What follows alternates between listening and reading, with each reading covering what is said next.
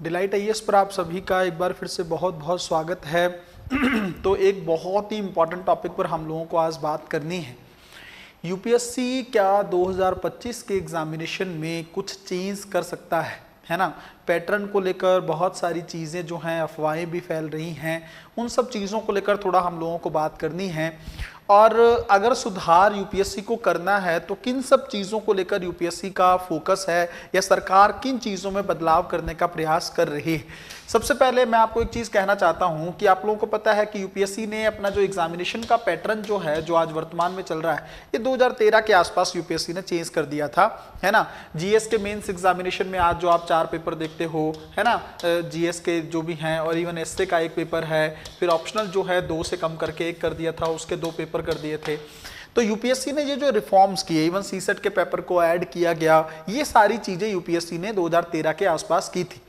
जब इस पैटर्न को चेंज किया गया तो आप जानते हैं, नॉर्मल सी बात है, बड़ी स्वाभाविक सी बात है, किसी भी पैटर्न को एक्सेप्ट करने में थोड़ा सा समय लगता है। तो 1 2 3 साल तो समझ में ही नहीं आ रहा था कि ये पैटर्न में हो क्या रहा है, लेकिन धीरे धीरे लोगों ने समझना शुरू किया, कंटेंट भी अवेलेबल हुआ और ठीक ठाक एक रिदम जो है इस एग्जामिनेशन प्रोसेस में बन गई।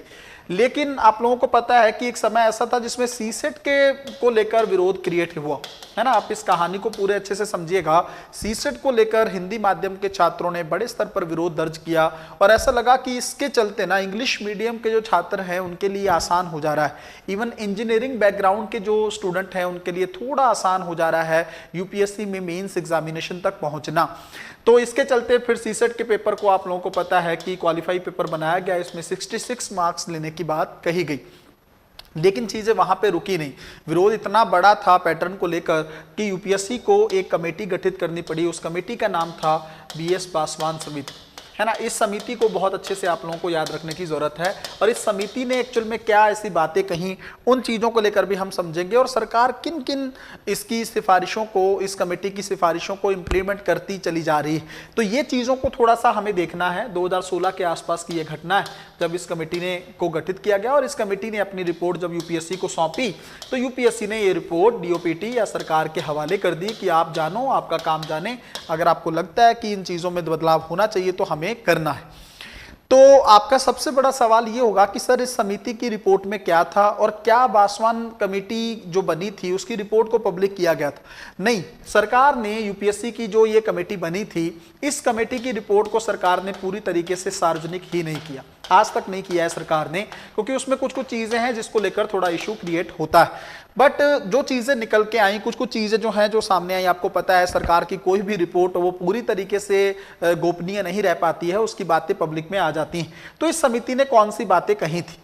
पहली चीज, इस समिति ने जो सबसे बड़ा मुद्दा उठाया वो आयु सीमा को लेकर उठाया कि आयु सीमा जो है, अभी आपको पता है कि यूपीएससी में जनरल कैटेगरी के लिए 32 साल का एज है ना। तो इस समिति ने ये कहा था कि इस आयु सीमा को कम करके लगभग 26 साल कर देना चाहिए। सबसे पहली चीज तो आप ये सोचिए, है ना, खुद अगर आप पीएम के बयान को थोड़ा देखेंगे, बार बार भारत के प्रधानमंत्री बयान दे रहे हैं कि युवा नौकरशाही की भारत को सबसे ज्यादा जरूरत है। हम चाहते हैं कि भारत में जो नौकरशाही हो, ज्यादा यंग हो, है ना।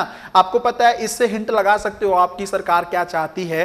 धीरे धीरे सरकार इस प्रोसेस को कम करना चाहती है और सरकार चाहती है कि कम से कम 26 नहीं तो 28 साल की एज होनी चाहिए जनरल कैटेगरी के लिए और 30 साल जो है ओबीसी के लिए होना चाहिए।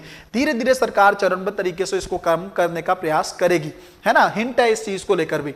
दूसरी चीज ये है कि और जो है, जो इस कमेटी ने, पासवान कमेटी ने और कौन कौन सी चीज़ों की बात कही।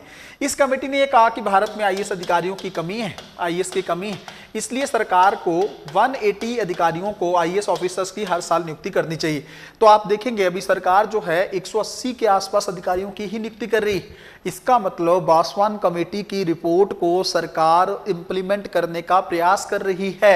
180 अधिकारियों की नियुक्ति की जा रही है अब आईएएस के तौर पर, क्योंकि कमेटी ने कहा था कि अगर हम इस तरीके से करेंगे आईएएस को तो धीरे धीरे भारत में आईएएस की कमी पूरी होने लगेगी। और फिर उसके बाद में, और इवन इसी कमेटी ने कहा था कि सरकार को लेटरल एंट्री के तौर पर थोड़ा ध्यान देना चाहिए। सीधी भर्ती अगर सरकार करने में प्रॉब्लम है तो सरकार लेटरल एंट्री के माध्यम से कुछ भर्तियों को अंजाम दे सकती है। उसके अलावा इस कमेटी का जो सबसे बड़े 1-2 इश्यूज ये थे जो इसने रिकमेंडेशन इसके निकल कर आई, एक ये थी कि ये चाहती थी कि जो क्षेत्रीय भाषा में है ना, क्षेत्रीय भाषा का जो आप माध्यम के तौर पर इस्तेमाल कर सकते हो, इसने कहा था कि उसको बंद कर देना चाहिए।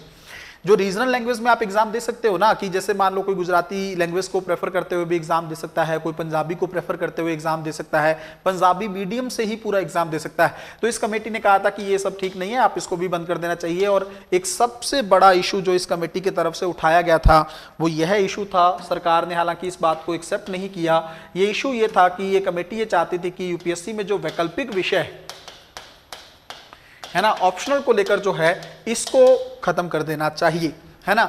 आपको पता है 2 ऑप्शनल पहले होते थे, अब ये एक ऑप्शनल अगर एक भी खत्म हो जाएगा तो उससे चलते कहीं ना कहीं पे एक इशू यह देखने को मिल सकता है इस चीज को लेकर कि मतलब सिर्फ जीएस के पेपर ही रहें, ऑप्शनल की जगह सरकार कुछ और ऐड करे। तो ऑप्शनल को लेकर इस सुधार को, और आप जानेंगे कि इस सुधार को ना यूपी सरकार ने तो इंप्लीमेंट कर दिया है ना, ऑप्शनल हटा दिया गया है वहां पर। तो ऐसी कंडीशन में क्या यूपीएससी भी कुछ इस तरह का कदम उठाना चाहती है या कर सकती है 2025 के एग्जामिनेशन हॉल में? मैं आपको कुछ लेटेस्ट अपडेट देता हूं। ये सब उस कमेटी ने बोला था, क्योंकि इसमें कुछ रिकमेंडेशन सरकार ने इंप्लीमेंट कर दी हैं, तो मुझे लगता है बाकी चीजें भी सरकार हो सकता है प्लान कर रही हो इंप्लीमेंट करने का। एक चीज मैं आपको और चीज बताना चाहता हूं, वो ये है कि लेटेस्ट क्या है। 2023 में पार्लियामेंट्री समिति ने यह बोला, संसदीय समिति ने यह बोला कि यूपीएससी को एक चीज पे ध्यान देना होगा, वो है सिविल सेवा का जो चक्र है ना, साइकिल जो है एग्जामिनेशन प्रोसेस का, इस चक्कर को कम करने का प्रयास करना होगा। इसको 10 महीने से ज्यादा का समय लग जाता है, कई बार रिजल्ट आने में 13 से 14 महीने चले जाते हैं। इसको थोड़ा सा कम करने का प्रयास करना चाहिए, ताकि धीरे धीरे करके हम इस प्रोसेस को 6 महीने तक लेकर आ सकें। तो लास्ट ईयर तो ये कहानी हुई। 2024 का क्या अपडेट है? 2024 में संसदीय समिति की तरफ से ही यह कहा गया कि सरकार को एक अलग से कमेटी बनाए जाने की जरूरत है। किस चीज को लेकर? यूपीएससी के सुधारों को लेकर। तो और सरकार ने हालांकि अभी तक किसी कमेटी का गठन तो नहीं किया है, लेकिन अगर संसदीय समिति बार बार, अगर आप देखेंगे पिछले 2-3 सालों से लगातार पार्लियामेंट्री कमेटी जो है इस मैटर को उठा रही, तो मे भी सरकार के मन में यह कहानी हो कि बासवान कमेटी ऑलरेडी रिकमेंडेशन दे चुकी है, तो किसी नई कमेटी की जरूरत नहीं है, उसी रिकमेंडेशन को हम लोगों को इंप्लीमेंट करना है। मे भी सरकार के मन में यह प्लान चल रहा हो, इसलिए सरकार अभी नई कमेटी गठित नहीं कर रही है। तो कितनी संभावना है कि 2025 में पैटर्न चेंज होने की पॉसिबिलिटी है? मैं आपको कुछ चीजें बताना चाहता हूं, थोड़ा ध्यान से समझिएगा और कुछ अफवाहों से भी दूर रहने का प्रयास करना है आप।